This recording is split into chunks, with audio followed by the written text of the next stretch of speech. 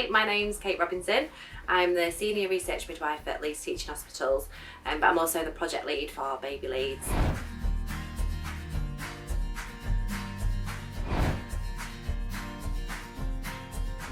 On average, every year in Leeds, over 8,000 babies are born over at the two hospitals, LGI and St James's.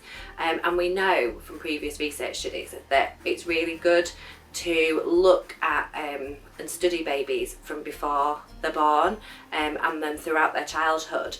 That gives us a lot of information about how we can help put services in place and the impact of their life and how they were born has on them for the rest of their life. For example, previous research projects have shown that just by rerouting buses in city centres can help reduce childhood asthma in those areas, which is really interesting.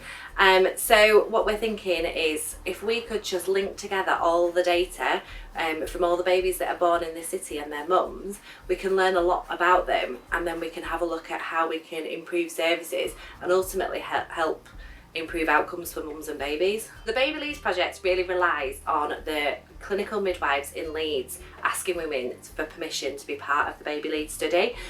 So part of the funding is to recruit a BaBi Leeds midwife who will be responsible for training up the midwives so they can ask that consent question to women about if we can link their data together through all her different health records and of her baby as well.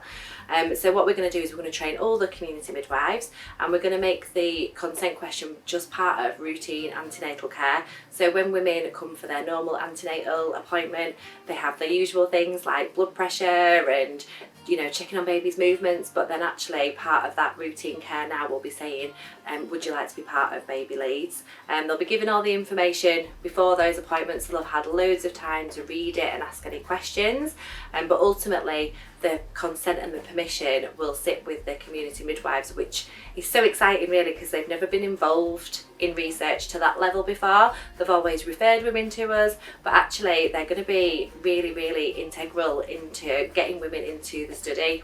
The funding from Leeds Hospitals charity is really going to kind of pump prime the study and the project, so we can start linking together all the data about women and their babies. So education places hold records about your education, social care has social care records, the NHS holds medical records.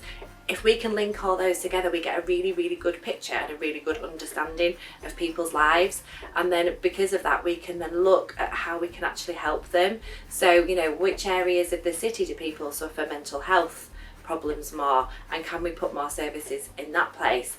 Is there anything in particular that happens sort of pre-conception that would lead for a baby to be born prematurely, and is there anything that we can put in place? So the BaBi Leeds project, it's the opportunities for research and answering research questions is endless, because once we link all that data together we'll have so much information, and obviously it's all going to be anonymous. The data will be very secure and only people who are allowed to have access to it will have access to it, and everyone will be anonymised. But just having all that information will give us a really, really clear picture of the population of Leeds and what we need to do to help them and improve their outcomes. Research is really hard sometimes to get started, and one of the biggest hurdles really is the funding. So we're incredibly grateful to everybody who's donated to Leeds Hospitals charity, because without their support we wouldn't be able to get this project off the ground and running.